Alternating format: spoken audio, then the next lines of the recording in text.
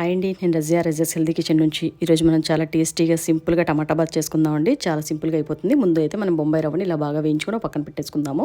ఇప్పుడు ఒక కడాయిలో కొంచెం నెయ్యి వేసుకుని అందులో కొంచెం ఆయిల్ కూడా వేసుకొని పల్లీని బాగా ఫ్రై చేసుకుందామండి. ఇప్పుడు ఇందులో జీడిపప్పులు, శనగపప్పు, మినప్పప్పు వేసుకొని ఇందులోనే కొంచెం ఆవాలు, ఇంకా జీలకర్ర, ఇంకా లవంగాలు, యాలకులు, దాల్చిన చెక్క అండి కొన్ని చొప్పున వేసుకొని ఇందులో పచ్చిమిర్చి, అల్లము, కరివేపాకు వేసుకొని ఇందులోనే టమాటా కూడా వేసుకొని ఈ స్టేజ్లో జస్ట్ అలా ఫ్రై చేసుకుందామండి. కొంచెం దగ్గరగా అయ్యేలాగా. అందులో ఇప్పుడు కొంచెం దగ్గరగా అయిన తర్వాత ఇందులో కొంచెం పసుపు వేసుకుందాము. లైట్గా పసుపు అంతా వేసుకొని కొంచెం దగ్గరగా అయిపోయిన తర్వాత ఇప్పుడు ఇందులో అయితే రవ్వ అయితే నేను 2 గ్లాస్ తీసుకుంటున్నాను. అనేది పర్ఫెక్ట్ మెజర్మెంట్. 2 గ్లాస్కి 5 గ్లాస్ వాటర్ వేసుకుంటే పర్ఫెక్ట్గా ఉంటుంది. ఇందులోనే టేస్ట్కి సరిపట్టుగా కొంచెం సాల్ట్ వేసుకొని మూత పెట్టేసుకుంటే చాలా ఫాస్ట్గా చక్కగా మరిగిపోతుందండి. హైలో పెట్టేసుకొని ఇది ఇలా మరిగిన తర్వాత ఇప్పుడు మనం తీసుకున్న 2 గ్లాసుల రవ్వని కూడా ఇందులో వేస్తూ కొంచెంగా ఇలా మిక్స్ చేసుకుంటే చాలా సింపుల్గా టేస్టీగా మన టమాటా బాత్ చక్కగా రెడీ అయిపోతుందండి. కావాలంటే ఈ స్టేజ్లో మీరు దీనిలో లెమన్ కూడా స్వీజ్ చేసుకోవచ్చు. చాలా టేస్టీగా ఉంటుంది.